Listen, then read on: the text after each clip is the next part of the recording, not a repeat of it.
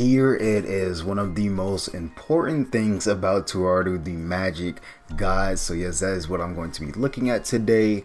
And there's also like 3 other videos that someone wanted me to look at. And like I said, and I'm gonna stop this soon, but yeah, sorry for not seeing these requests. Like I said, YouTube just does not be sending me notifications apparently. And even if I do, literally, because I do go through the video sometimes and see the comments like individually on that video, and I have to filter it to newest first, and now they finally pop up.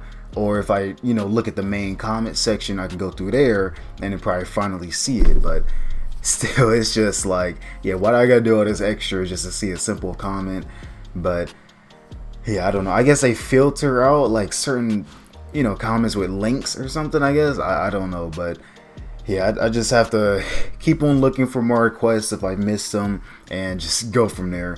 But other than that, if you guys will enjoy this, make sure you leave a like and subscribe, and yeah, let's just get this reaction started. What's up guys, it's Aeon here, back to talking about the magic side of the Toaru universe. After all the railgun and mental out videos, I thought it would be time to show the magic side a bit of love with today's video. Let's see that magic. I'm talking about the beings known as magic gods, which feature in a series I want to know about them 3 for a little minute.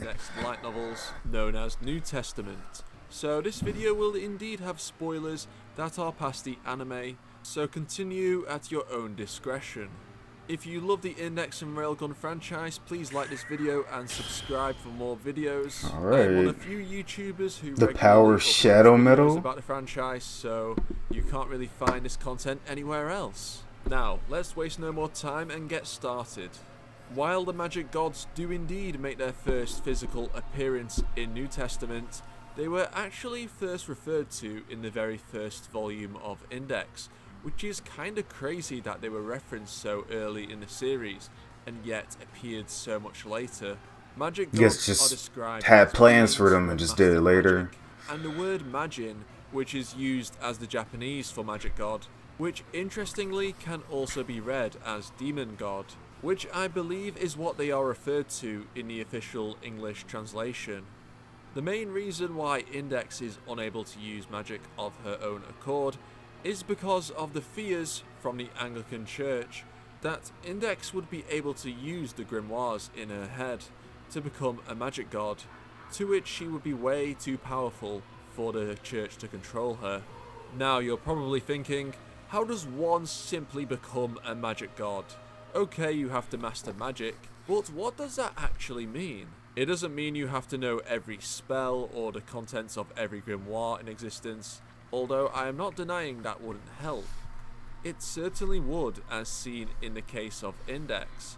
My point is that it's not an essential requirement, especially considering magicians can create new types of magic and grimoires with the necessary research, as seen with the Golden Dawn magicians 100 years before the start of the main story, which is a very short span of time to how long most magic gods have existed for. Mastering magic in this regard is mastering a specific field of magic, usually belonging to a particular mythology or religion, such as Christianity, Norse mythology, Buddhism, etc. And mastery involves having knowledge of pretty much all of the magic that falls into the specific category.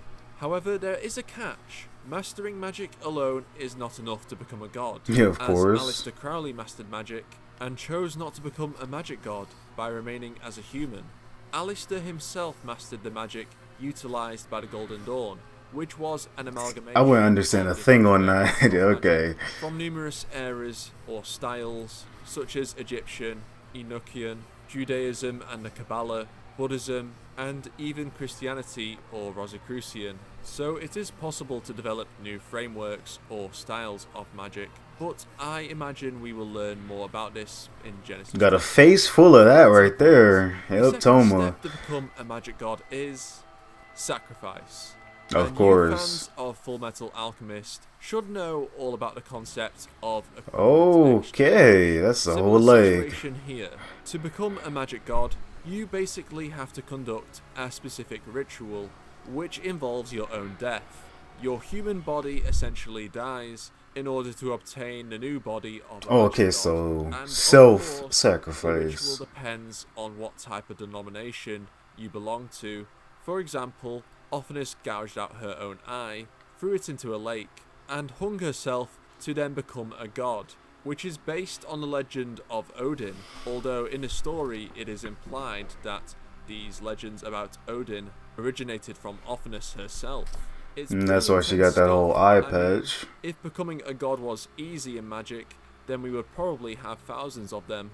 There is also High Priest, who starved and mummified himself alive to try and become a Buddha, breaking the cycle of samsara, or reincarnation, and reaching nirvana.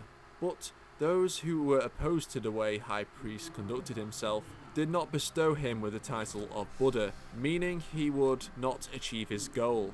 But as a result, he was resurrected as a magic god instead, and took revenge on the young nobles while embracing his new power and role. Now, let's establish what true magic gods can actually do, their state of existence, and how powerful they truly are.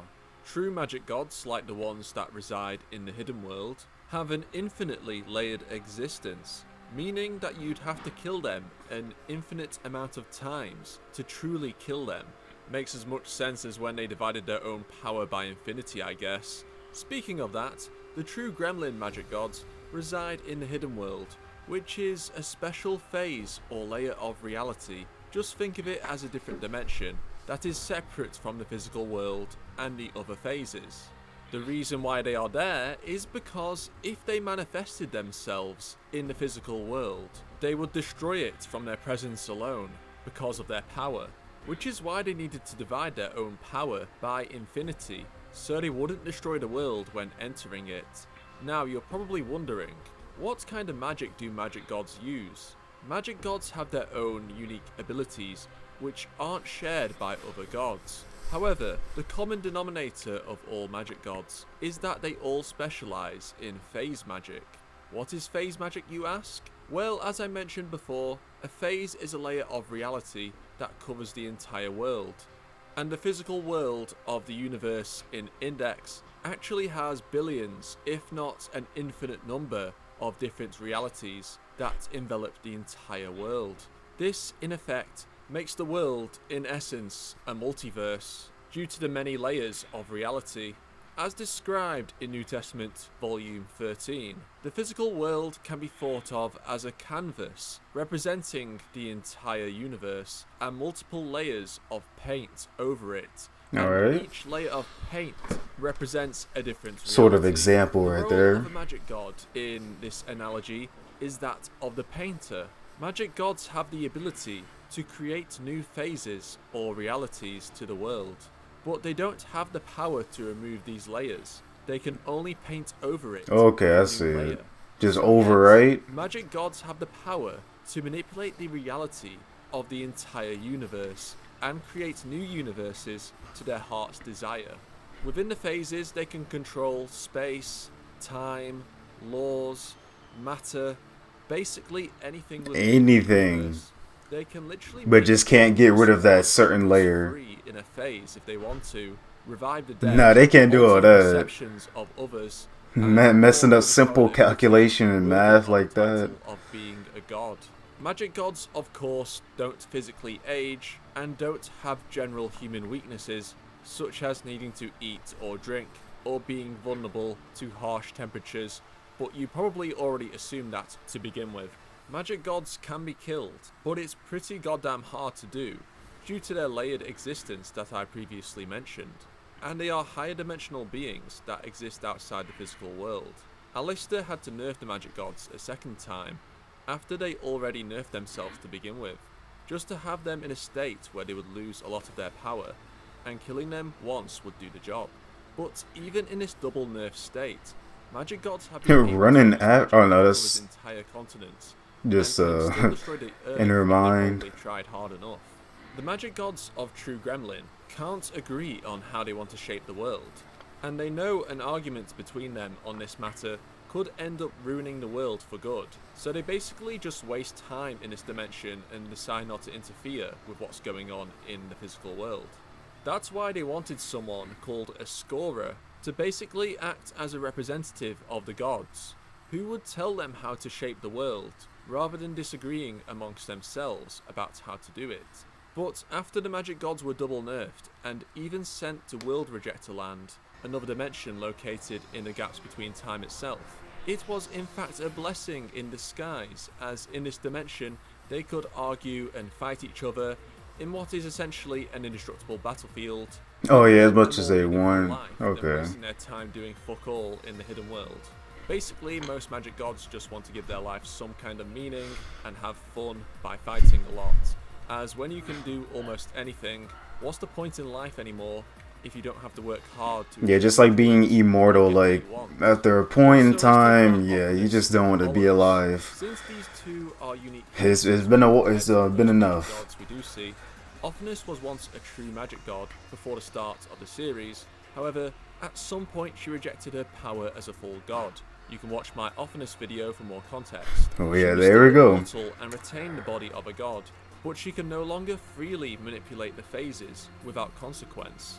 However, closer to the start of the timeline, she decided to return to her former title of magic god, but she was no longer a true god, as in this state, she had a 50% chance of her magic working, but also a 50% chance of it failing and causing damage to herself in the process. But by being in this state, she could freely exist in the physical world without nuking it. By claiming back her title, she stole the window of opportunity from Olorus, who was supposed to become a magic god, but didn't because he saved the cat instead. So Olorus can be Yeah, treated 'cause he as saved a the pure magic cat. god. He's not as strong as Ophinus, even in a 50-50 mode. Yes, I know they rival each other in power for that brief moment, but Ophinus can manipulate reality and Olorus can't, so end of story. However, the main advantage he has over her in this state is that he's not limited by the possibility of his magic failing. Anyway, Ophinus then sought to create Gungnir to restore her power. Wait, what was that? Gunmir? Need to due to Beavis and Butthead, thinking it was a great idea to hit Ophinus with the fairy spell, making Ophinus's magic have 100% failure. However, she could literally do the opposite of what she wanted, making what she does want to do succeed no matter what. I'm sure this sounds confusing Yeah. as hell if you haven't read the novels, and that's because it totally is. Anyway, I hope you found this Yeah, you video talking about the opposite and all that, and then of this and then of that. explain videos in this handy playlist if you like But I'll get videos it. explaining this convoluted franchise. And don't forget to subscribe if you are new for more awesome Index and Railgun content you won't find anywhere else. Thanks for watching, and I'll see you all next time. Alright, and I think that is it. Oh, is it? Oh, okay. Oh, so put the what sort of intro at the end there. Alright, well, that is it for that one, Magic God. So yeah, just at least get introduced to them since I hear them a lot. And then plus, yeah, this was a request, like I said. So yeah, might as well do this so I can get this done so they don't have to wait too long for me to do this. But yeah, pretty simple. So yeah, basically they can't really like take away or do anything to those layers, but they can actually like overwrite what's already there. That's well, pretty simple to remember. And then whatever he was talking about here, and I gotta hear that name again, or at least see it. If I can see it spelled out, I'll see how to pronounce it then.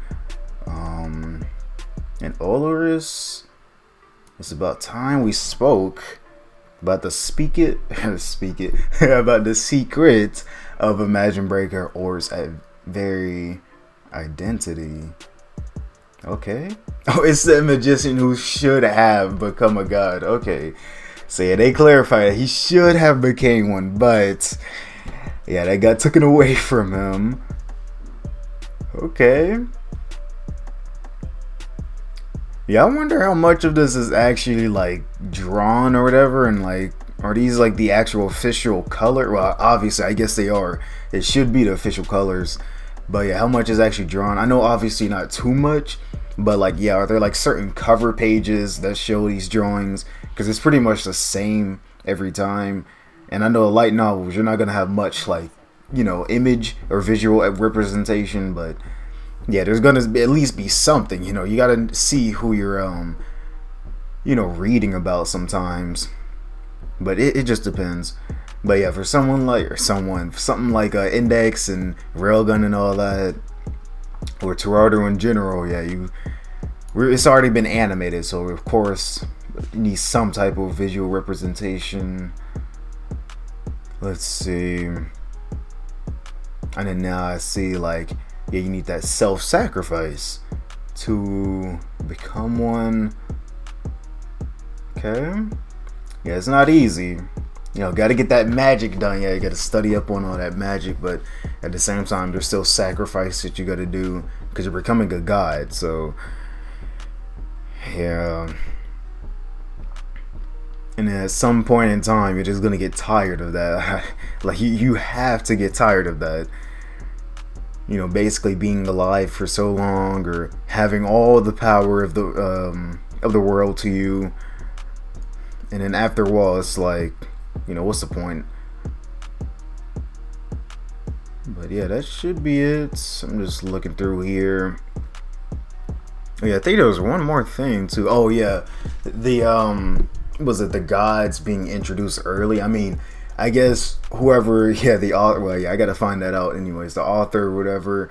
Yeah, they probably thought about it early. Just simple early thoughts, brought them up, but I know they didn't get introduced like way later, but it's at least something to keep in mind. So it's like, okay, something with these gods could have happened way earlier on, but they just didn't. Or it could be going on currently as the story is going, but they just didn't fully make their impact until, well, I guess end of season 3 or whatever of Index, up until now, like New Testament.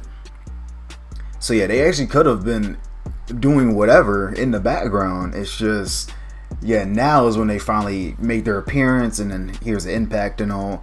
But yeah, that's just me thinking, because I already know the whole thing with Imagine Breaker and yeah, all of that. But and then yeah, World Rejector. But yeah, see, that's later on. But other than that, I think that's about it. So yeah, that is the Magic Gods. Got a little introduction to them, and yeah, there's still more I need to know about them anyways. But other than that, yeah, it's just simple introduction. So yeah, hope you guys did enjoy. Make sure you like, subscribe again, and I'll see you guys in the next one.